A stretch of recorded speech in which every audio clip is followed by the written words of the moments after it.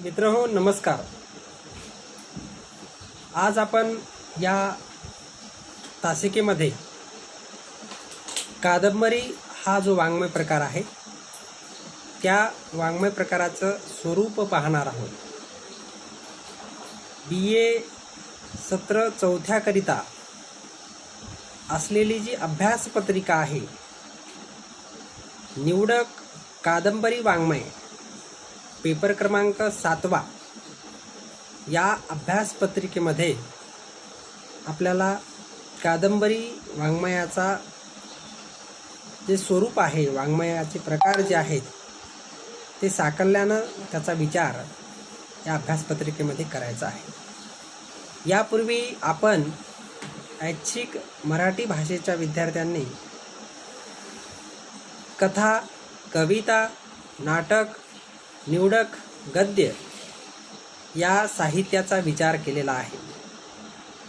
या सत्रामध्ये, चौथ्या सत्रामध्ये आपणास कादंबरी हा जो मराठी साहित्यातील महत्त्वपूर्ण वाङ्मय प्रकार आहे त्याचा आपण विचार करणार आहोत।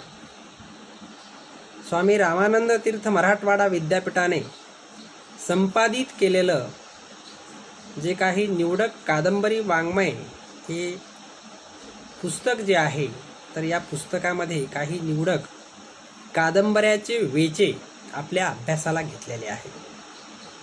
त्यामध्ये मेड इन इंडिया, रात्रकाळी घागरकाळी, हेसाठी, मी सावित्री ज्योतिराव, दिग्धाधिपती म्हणजे ऐतिहासिक कादंबरी, राजकीय कादंबरी ताम्रपट, स्त्रीवादी कादंबरी ब्र कविता महाजन यांची, अशा काही 8 कादंबऱ्याचे वेगवेगळ्या प्रकारात असलेल्या कादंबऱ्याचे निवडक वेचे अभ्यासक्रमाला घेतलेले आहेत। हे बघताना आपणास कादंबरी म्हणजे काय, कादंबरीची संकल्पना कशा प्रकारची आहे, सदरील वाङ्मय प्रकार, या वाङ्मय प्रकाराचा जो काही इतिहास आहे आणि हा वाङ्मय प्रकार किती वर्षाचा आहे, पाश्चित्याकडून आपण तो वाङ्मय प्रकार स्वीकारलेला आहे आणि त्या वाङ्मय प्रकाराचे जे घटक आहेत त्या घटकाचा विचारही आपणाला करायचा आहे। आणि म्हणून आधुनिक कालखंडातील मराठी साहित्यातील श्रेष्ठ वाङ्मय प्रकार म्हणून कादंबरीचं अत्यंत महत्त्वाचं स्थान आहे। कथा, कविता, चरित्र, आत्मचरित्र, नाटक, प्रवास वर्णन, ललित लेखन या विविध गद्यपद्य लेखन साहित्य प्रकाराहून भिन्न असणारा वाङ्मय प्रकार म्हणजे कादंबरी वाङ्मय प्रकार होय। विविध अभ्यासकांनी कादंबरीची संकल्पना व तिचे स्वरूप याविषयीचे मतं मांडलेले आहेत। त्या सर्वांचा परामर्श घेऊन कादंबरीचे इतर वाङ्मय प्रकाराहून असणारं वेगळेपण अभ्यासणं या निमित्तानं गरजेचं वाटतं। तसेच कादंबरीचा अवकाश मोठा असल्या कारणाने तिचे प्रकारही विस्तृत व व्यापक आहेत। कथा आणि कादंबरी याच्यातला जो काही एक ढोबळ फरक जर सांगायचा झाला तर कथा ही छोटी असते, कथेमध्ये एकच कथानक असतं, पात्रसुद्धा कमी पात्रे असतात, परंतु कथेच्या तुलनेनं विस्तीर्ण आणि व्यापक अशा प्रकारचा पट हा कादंबरीचा असतो। त्या पद्धतीनं क्रिकेटमध्ये 20-20चा मॅच आणि सिरीज यामध्ये जो फरक आहे तोच फरक कथा आणि कादंबरीमध्ये आपल्याला पाहायला मिळतो। आणि म्हणून जीवनाचा विस्तृत पट उलगडण्याचं काम कादंबरी हा वाङ्मय प्रकार करते। आणि म्हणून कादंबरीची संकल्पना जी आहे त्यानिमित्ताने आपणासमोर मांडणे हे मला क्रमप्रद वाटतं। मध्ययुगीन कालखंडामध्ये मुकुंदराज, संत ज्ञानेश्वर, संत नामदेव आदी संतांनी भक्ती व तत्त्वज्ञान सांगण्यासाठी व लोकांना नीतीची शिकवण देण्यासाठी ओवी, अभंग, हा वाङ्मय प्रकार स्वीकारला. या प्रकाराला पुढे आपण संत काव्य असं म्हणत होतो. नंतरच्या काळात पंडित कवींनी पुराणांच्या आधारावर आख्यान काव्य याची रचना केली. शिवकाळात व पेशवे काळात अनेक शाहिरांनी पराक्रमी पुरुषांच्या शौर्यांचं वर्णन करणे, शृंगारपूर्ण रचनेने रसिकांचे मनोरंजन करण्यासाठी लावणी आणि पोवाडे यांची निर्मिती केली. यालाच आपण शाहिरी काव्य म्हणून संबोधलो. म्हणजेच मराठी काव्याला प्राचीन परंपरेचा वारसा लाभला आहे. याच काळात बखर वाङ्मयाचा प्रवाह निर्माण झाला. अनेक बखरकारांनी बखर लिहून मराठी शाहीच्या इतिहासाचं चित्रण व तत्कालीन समाज दर्शन घडवलेलं आहे, घडवण्याचं काम केलं. इसवी सन 1818ला पेशवाईचा मराठी सत्तेचा अस्त झाला व इंग्रजी राजवट महाराष्ट्रामध्ये अस्तित्वात आली. याचा परिणाम महाराष्ट्रात भौतिक, राजकीय, सांस्कृतिक, शैक्षणिक अशा अनेक सुधारणा क्रमाक्रमाने घडत गेल्या. शिक्षण क्षेत्रामध्ये आमूलाग्र बदल झाला. इंग्रजी शाळा, महाविद्यालये, विद्यापीठ यांची स्थापना झाली. संस्कृत व इंग्रजीचा पद्धतशीर अभ्यास केलेला नवीन शिक्षित वर्ग निर्माण झाला. म्हणजे इंग्रजी शिक्षणानं भारावलेली एक पिढी जेव्हा लिहिती झाली आणि इंग्रजी भाषेत श्रेष्ठ दर्जाचे किती अफाट वाङ्मय आहे याची जाणीव होऊन ते मराठीमध्ये ते साहित्य आणलं पाहिजे असं शिकल्या सवरलेल्यांना आणि सुशिक्षितांना वाटू लागलं. इंग्रजी साहित्याचे मराठीत भाषांतर करण्याचं काम मोठ्या प्रमाणात म्हणजे अनेक लेखकांनी केलं. परत पुढे स्वतःच्या वळणाचं, देशी प्रकारचं स्वतंत्र साहित्य लेखन करावं अशी ही प्रेरणा त्या काळामध्ये त्यांना मिळत गेली आणि अशा पद्धतीने कविता, कथा, नाटक, कादंबरी या देशी साहित्य निर्मितीला प्रारंभ झाला. आता कादंबरी या शब्दाला मराठीत जवळपास 150 ते 160 वर्षाचा इतिहास आहे. कादंबरी या शब्दाचा मूळ अर्थ कदंब पुष्पाची मदिरा किंवा आसव असा उल्लेख जनार्दन ओक यांनी आपल्या गिरवान लघुकोशामध्ये केलेला आहे.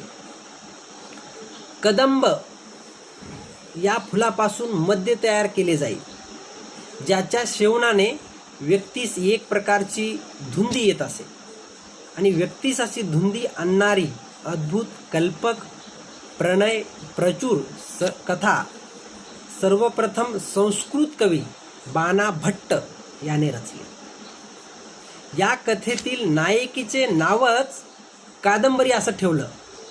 ही कथा तत्कालीन वाचकात अतिशय लोकप्रिय झाली आणि ज्याचा परिणाम यापुढे लिहिल्या जाणाऱ्या अद्भुत, काल्पनिक, प्रणयरम्य लेखनास कादंबरी याच नावाने ओळखण्यात येऊ लागलं.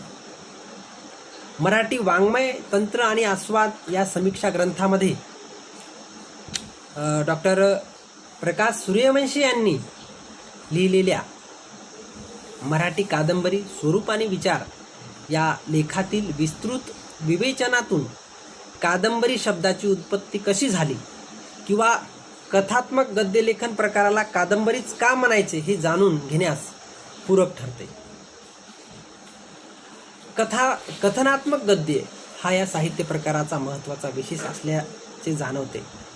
प्राचीन काळापासून अस्तित्वात असणाऱ्या पुराणकथा, नीतिकथा, प्रदीर्घ साखळीत गुंफलेल्या कहाण्या हे गद्य प्रकार देखील कथनात्मक आहेत.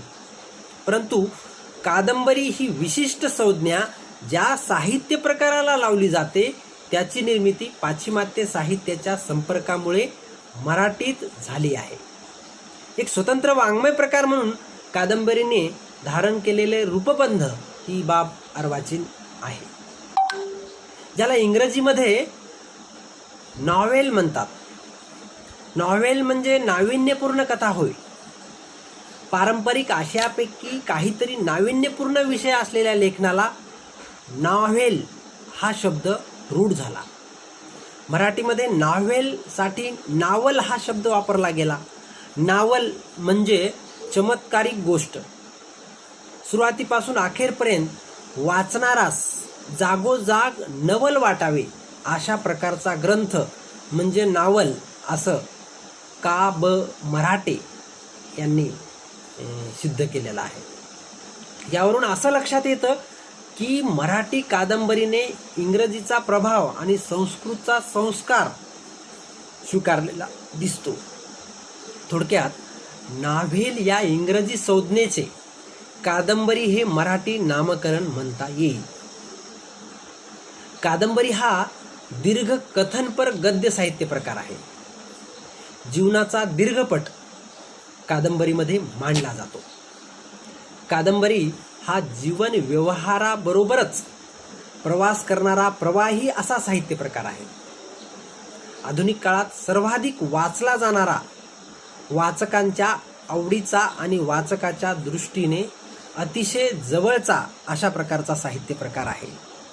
लेखक व घटना व पात्राच्या साह्याने लेखक हा घटना व पात्राच्या साह्याने मानवी मनाचा, मानवी जीवनाचा शोध कादंबरीतून घेत असतो. तर वाचकही आपल्या जीवनात घडलेल्या कादंबऱ्याचे वाचन करताना तो स्वतःला शोधत असतो, स्वतःच्या जीवनाला शोधत असतो. मित्रहो, कादंबरीची या निमित्तानं व्याख्या काय करता येईल आपल्याला, की कादंबरी हा लवचिक व सर्वसमावेशक साहित्य प्रकार असल्याने तिची परिपूर्ण व्याख्या करणं कठीण आहे. बदलत्या मानवी जीवनाप्रमाणे कादंबरीने आपली विविध रूपे धारण केलेली आहेत. म्हणून तिची अचूक व परिपूर्ण अशी व्याख्या करता येत नाही. पण तरीही काही अभ्यासकांनी तिची काही लक्षणं व कादंबरीचं स्वरूप विचारात घेऊन स्थूलमानानं कादंबरीची व्याख्या करण्याचा प्रयत्न केलेला आहे. त्यापैकी काही निवडक अभ्यासकांच्या व्याख्या आपल्याला या निमित्तानं घेता येते. की यामध्ये E.M. फास्टर हा जो काही अभ्यासक आणि विचारवंत आहे त्यानं अशी व्याख्या केली की any fictions prose work over 50,000 words will be a novel. म्हणजे काय की 50,000 शब्दाहून अधिक जिचा विस्तार आहे, ज्याच्यामध्ये म्हणजे शब्दाची मर्यादा त्यांनी घातली. की जसं साहित्याची व्याख्या करताना best word in the best order, उत्तम शब्दाची उत्तम रचना अशी एक काव्याची व्याख्या केली जाते. तशाच पद्धतीने यानं विस्ताराच्या अंगानं 50,000 शब्दाहून जिचा विस्तार आहे अशी गद्य कल्पित कथा, गद्य आणि कल्पित कथा म्हणजे कादंबरी अशी व्याख्या E.M. फास्टर यांनी केली. त्यानंतर या संदर्भामध्ये भारतीय अभ्यासक श्रीमा कुलकर्णी यांनी अशी व्याख्या केलेली आहे. कार्यकारण श्रृंखलाबद्ध अशा कल्पित कथानकाच्या द्वारा मानवी जीवनाचे दर्शन घडवणारी सविस्तर ललित गद्य कथा म्हणजे कादंबरी होय. म्हणजे कार्यकारण श्रृंखलाबद्ध दत्ता तिच्यात असते, ती कल्पित आहे आणि त्याद्वारे मानवी जीवनाचं दर्शन सविस्तर ललित गद्य कथा घडवणारी ललित गद्य कथा म्हणजे कादंबरी अशी व्याख्या केली. तर मराठीतील प्रसिद्ध कादंबरीकार भालचंद्र नेमाडे अशी व्याख्या करतात की कादंबरी म्हणजे प्रदीर्घ भाषिक अवकाश असलेली, आशयसूत्राचे अनेक पदर असलेली, त्यामुळे विस्तृत संरचना मांडणारी, अनेक पात्रे, प्रसंग अपूर्णतेपेक्षा संपूर्णतेकडे जास्त झुकलेली आहेत अशी साहित्यकृती म्हणजे कादंबरी अशी व्याख्या भालचंद्र नेमाडे यांनी केलेली आहे. तर राग जाधव हे जे काही समीक्षक आहेत मराठीमधील, तर त्यांनी अशी व्याख्या केली की कथानक, व्यक्तिचित्रण, लेखकाचा दृष्टिकोन व यांना अनुरूप अशी निवेदन तंत्रे, वर्णने, वातावरण निर्मिती, शैली इत्यादी घटकांनी गद्यात विस्तृतपणे संघटित केलेले वास्तव जीवनाचं चित्रण म्हणजे कादंबरी होय. तर उषा हस्तक एक मराठी कादंबरीतलं महत्त्वाचं नाव आहे. वाल कुलकर्णी आणि उषा हस्तक यांनी एक व्याख्या अशा पद्धतीने केली कादंबरीची की कल्पित गोष्टीप्रमाणे कादंबरीचे रूप कथात्मक असले तरी तिचा कथात्मक रूपाला अभिव्यक्ती अंतर्भूत असलेली जीवनदर्शनाची जाणीव, जीवनाचं दर्शन घडवण्याची ही जाणीव जी आहे ती महत्त्वाची आहे. आता ह्या ज्या विविध व्याख्या सांगितल्या त्या व्याख्येवरून, सर्व अभ्यासकाच्या व्याख्येवरून आपल्या असं लक्षात येतं की बहुतेक अभ्यासकांनी कादंबरीच्या 1-2 अंगाचा विचार केलेला दिसतो. फॉस्टरने काल्पनिकताला महत्त्व दिलं, गद्यात्मकता व विस्तारक्षमता या गोष्टीला महत्त्व दिलं. तर पुढं श्रीमा कुलकर्णी हे कार्यक्रम शृंखलाबद्ध कल्पित कथानक याकडे लक्ष वेधतात. भालचंद्र नेमाडे प्रदीर्घ भाषिक अवकाश व विस्तृतता हे गुण महत्त्वाचे त्यांना वाटतात. तर राग जाधव, वाल कुलकर्णी, उषा हस्तक या सर्वांनी मानवी जीवनाच्या कल्पित वृत्तांतालाच महत्त्व दिलेलं आहे. आणि म्हणून याच्यामध्ये एक व्याख्या केलेली आहे. ती व्याख्या यांनी केली की कॅथरीन लिव्हर यांनी जी व्याख्या केलेली आहे, कादंबरी म्हणजे कथनात्मक लिखित गद्याचा बऱ्यापैकी दीर्घ म्हणता येईल असा लेखकाने निर्मिलेल्या नव्या आणि कल्पित वास्तवात वाचकाला गुंगवून टाकणारा रचनाबंध होय अशी कॅथरीन लिव्हर ही व्याख्या करतात. आणि म्हणून त्यांची जी व्याख्या आहे कॅथरीन लिव्हरची, तर ही व्याख्या थोडीशी म्हणजे मला सर्वसमावेशक वाटते इतर अभ्यासकाच्या तुलनेत. त्याने कथनात्मकता, गद्यात्मकता, दीर्घत्व, नवनिर्मिती आणि कल्पकता अशा कादंबरीच्या अनेक अंगाचा विचार केलेला दिसून येतो. आणि म्हणून वास्तव व कल्पक घटना प्रसंगांना कथनपरता देऊन मानवी अमानवी जीवनदर्शनाचे चित्रण आपल्या विशिष्ट कथनतंत्राने अभिव्यक्त करणाऱ्या ललित गद्यकृतीला कादंबरी असं म्हणता येते. किंवा अनेक घटना, प्रसंग, पात्र यांची एकाच कथासूत्रात केलेली वैविध्यपूर्ण गुंफण, त्याचबरोबर वास्तव आणि कल्पिताची सांगड घालताना व्यक्त झालेल्या लेखकाचा दृष्टिकोन ज्या गद्यनिर्मितीतून प्रतीत होतो त्या लेखनाला कादंबरी असं आपल्याला म्हणता येईल. म्हणून बदलत्या मानवी जीवनाप्रमाणे कादंबरीने आपले विविध रूप तिनं धारण केलेली आहे. म्हणून तिची अचूक व परिपूर्ण अशी व्याख्या आपणास करता येणार नाही. या संदर्भात कादंबरीचे अभ्यासक आणि समीक्षक चंद्रकांत बंदिवडेकर यांचं मत मला योग्य वाटतं. ते लिहितात की कादंबरी हा वाङ्मय प्रकारच इतका सर्वसमावेशक आहे की त्याला व्याख्येच्या चौकटीत पकडणे किंवा कादंबरी या नामाभिधानाने अंगुली निर्देश करण्यात आलेल्या सर्व कादंबऱ्यांचे व्यवच्छेदक लक्षण स्पष्ट करणे आज कठीण होऊन बसले आहे. यावरून असे निश्चितपणे स्पष्ट होते की कादंबरी हा वाङ्मय प्रकार मुळातच सर्वव्यापी सर्वसमावेशक असल्यामुळे केवळ काही शब्दाच्या किंवा वाक्याच्या चौकटीत तिची व्याख्या मांडणे सहज शक्य नाही. आता या पद्धतीने त्यांनी मत मांडलं. आता कादंबरीच्या व्याख्या बघितल्या. कादंबरीमधून काय येतं ते आपण लक्षात घेतलं. त्याच्या स्वरूपाकडे आपण जातोय. मराठीतील इतर साहित्य प्रकारापेक्षा कथनपर्ता, वर्णन, निवेदन, दीर्घत्व, गद्यत्व या बाबतीत कादंबरी आपली वेगळी ओळख निर्माण करताना दिसते. खुलेपणा व बहुरूपीपणा या गुणधर्मामुळे कादंबरीने आपल्या आकृतीबंधात इतर साहित्य प्रकाराची गुणलक्षणे आत्मसात केलेली दिसतात. म्हणजे कादंबरीने सर्वच साहित्य प्रकारांना आपल्यात सामावून घेतले.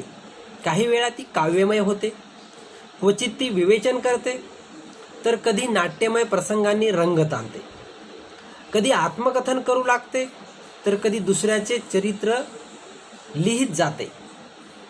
संवादाने ती कधी आकर्षक बनते, तर संघर्षातून जिवंत अवतरते.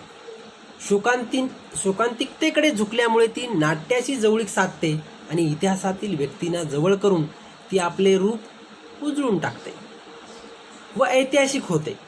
राजकीय वर्तुळात वावरताना तिला जेव्हा रस घ्यावासा वाटतो, साठोत्तरी काळात तर ग्रामीण, दलित, महानगरीय जीवनाची व्यामिश्रता तिनं चित्रित केलेली आहे. एकूणच कादंबरी ही बहुरूपिणी साहित्यकृती आहे असंच आपल्याला म्हणावं लागतं. ती जितकी श्रेष्ठ तितकीच स्वैरिणीही आहे आणि म्हणून कादंबरीच्या नुसत्या आकाराकडे पाहिले तर आपली फसगत होते. कादंबरी म्हणजे बऱ्याच पृष्ठांची कथासूत्रात गुंफलेली मानवी जीवनाचे दर्शन घडवणारी एक गद्य साहित्यकृती अशी मराठी कादंबरीच्या बाबतीत फार पूर्वीपासून कल्पना रूढ होती. परंतु या कल्पनेलाही तिने धक्का दिला आणि हळूहळू 80-90 पृष्ठात ती आपलं बिऱ्हाड थाटून बसू लागली. तिला कुणी लघु कादंबरी तर कुणी कादंबरिका असं म्हणू लागले, तर काहींनी दीर्घकथा अशी संज्ञा तिला दिली. उदाहरणार्थ पु. शी. रेगे यांची सावित्री, व्यंकटेश माडगुळकर यांची बनगरवाडी किंवा सत्तांतर यासारख्या कादंबऱ्याचा निर्देश आपल्याला करावा लागेल.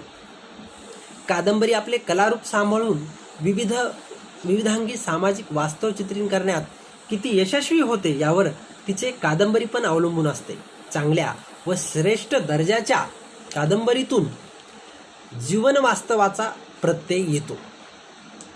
कादंबरी हे तिच्या निर्मात्याला जीवनाचे भावलेले एक रूप असते. या संदर्भानं अभ्यासिका प्रसिद्ध लेखिका कुसुमावती देशपांडे लिहितात की पार्थिव संसाराविषयीची आस्था ही कादंबरीची वृत्ती, जीवनाचे कानेकोपरे चौकसपणे झुंडाळणे, तत्वदर्शित्वाचा आणि अद्भुताचा मार्ग धरून मूलतः मानवी प्रश्नाचा विचार करणे हा कादंबरीचा दृष्टिकोन, जीवनविषय अनुभव वा कल्पना या कादंबरीचा मूळ आधार किंवा तिची मुख्य सामग्री ही वृत्ती, दृष्टिकोन, जीवनविषय अनुभव वा कल्पना, जीवन व्यक्तिचित्राचा एका विस्तृत आकर्षक कथानकाद्वारे व्यक्त करणे ही कादंबरीची पद्धती. आता या सगळ्यावरून लक्षात येतं की वास्तवतेच्या आधारे कल्पनेच्या साह्याने मानवी जीवनाचा वेध विस्तृत व आकर्षक अशा कथानकाद्वारे कादंबरीतून घेतला जातो. निसर्ग नियमानुसार काळ बदलला की समाज बदलतो, समाज परिवर्तन होते आणि समाजानुसार साहित्य निर्मितीचं स्वरूपसुद्धा बदलतं. तत्कालीन समाजाचं प्रतिबिंब हे साहित्यामध्ये उमटतं. त्यानुसार आधुनिक कादंबरीच्या स्वरूपात आज मोठा बदल झालेला आपल्याला दिसतो. आणि या बदलणाऱ्या आधुनिक कादंबरीच्या स्वरूपासंदर्भातही डॉक्टर मदन कुलकर्णीनं असं लिहिलेलं आहे की आधुनिक मानवाच्या आशा आकांक्षाचं चित्रण करणे, त्याच्या वादळी जीवनाचं दर्शन घडविणे हा आजच्या कादंबरीचा विषय आहे हे लक्षात येते. कादंबरी म्हणजे समाज व निसर्ग याविरुद्ध व्यक्तीच्या चाललेल्या संघर्षाचं महाकाव्य होय. डॉक्टर कुलकर्णीच्या मते मानवी जीवन हे मुळातच आशा आकांक्षाचे समृद्ध दालन आहे. मात्र त्या प्रत्येक वेळी पूर्ण होतीलच असे नाही. म्हणून या व्यक्त अव्यक्त आशा आकांक्षाचे चित्रण घडविणे तसेच त्यांच्या पूर्ततेसाठी वेळोवेळी करावा लागणारा संघर्ष हा आजच्या कादंबरीचा विषय आहे. मुळात माणूस हे निसर्गाचं अपत्य आहे, तर साहित्य हे माणसाचं किंवा समाजाचं अपत्य आहे. त्यामुळे निसर्ग, माणूस, साहित्य याचे संबंध हे परस्परावलंबी आहेत.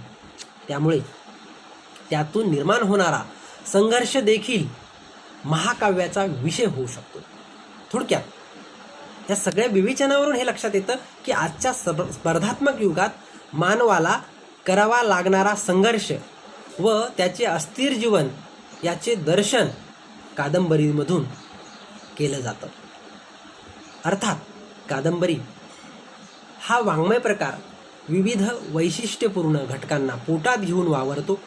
म्हणून कादंबरीच्या स्वरूपाची विस्तृत ओळख होण्यासाठी तिचे घटक लक्षात घेणं आपल्याला महत्त्वाचे वाटतात. त्या अनुषंगाने कादंबरी काय असते किंवा कादंबरी कशी फुलत जाते याचाही विचार या अनुषंगाने मला करावासा वाटतो. आणि म्हणून कादंबरी हा जीवन व्यवहाराबरोबर प्रवास करणारा प्रवाही असा साहित्य प्रकार आहे. जीवन व्यवहाराच्या केंद्रस्थानी मनुष्य असतो आणि आपल्या साध प्रतिसादांनीच जीवनाला रंगढंग प्राप्त होतात. जीवन व्यवहाराच्या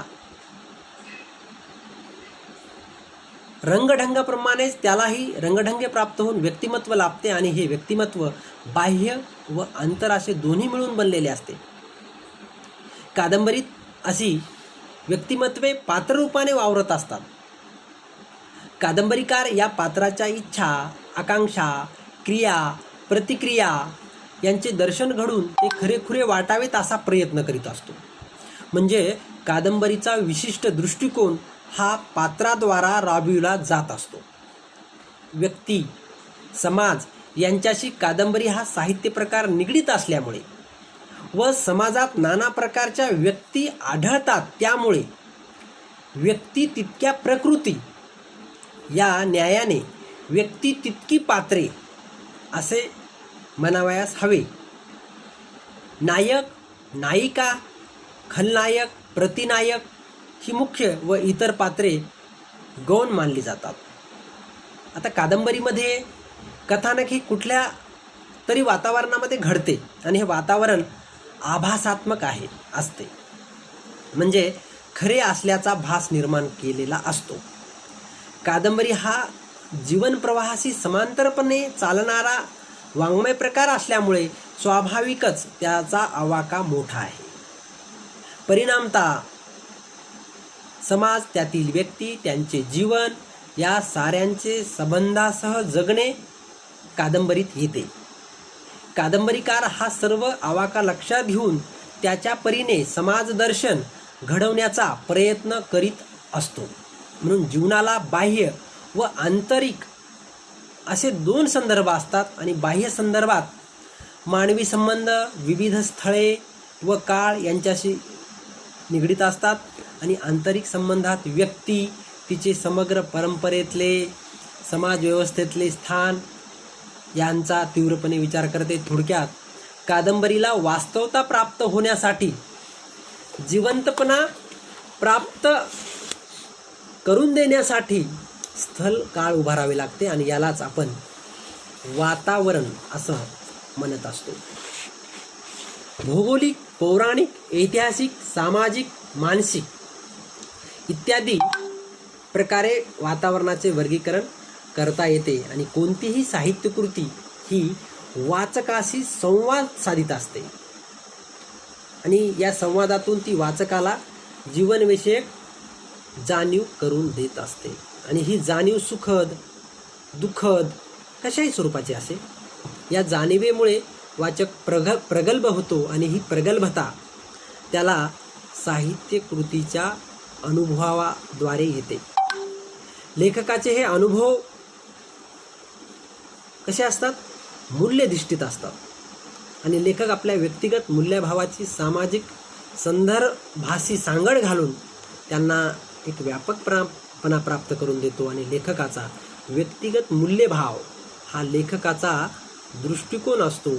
कुठल्याही साहित्यकृतीला दृष्टिकोनामुळेच एक अर्थपूर्णता प्राप्त होते. कादंबरी हा खूप मोठा काळ व अवकाश व्यापणारा कथात्मक साहित्य प्रकार आहे. त्यामुळे कादंबरीत अनेक आशयसूत्रे असतात. पात्रांची गर्दी होते कधीकधी आणि कादंबरीतल्या आशयाला नेमकेपणाने पेलण्यासाठी प्रस्तुतीकरणाच्या काही पद्धती कादंबरीकाराला वापराव्या लागतात आणि विविध माध्यमातून तो ते प्रस्तुतीकरण करत असतो. निवेदन, वर्णन, संभाषण, स्वभाषण, भाष्य ह्या प्रस्तुतीकरणाच्या पद्धती, तर पत्र, दैनंदिनी ही माध्यमं. कादंबरी ही गद्यातून प्रस्तुत होत असून ती काव्यात्मक होऊ शकते. म्हणजेच गद्यशैलीचा लवचिकपणे वापर करून बाह्य व अंतर मनोविश्वाला समर्थपणे व्यक्त करू शकते. आणि म्हणून कादंबरीत भाषा प्राय साधनरूप असते, तर प्रसंगी तिला माध्यमरूपही व्हावे लागते. म्हणून साध्या बोलण्यात देखील साधनरूप पार करून भाषा काव्यात्मक होते, म्हणजे अधिक अर्थ सूचित करणारी माध्यमरूप होते. कादंबरीतील वातावरण विविधरंगी करायला भाषाच मदत करत असते. म्हणून निरनिराळ्या पात्रांची निरनिराळी भाषा, प्रसंगाला अनुरूप असणारी भाषा,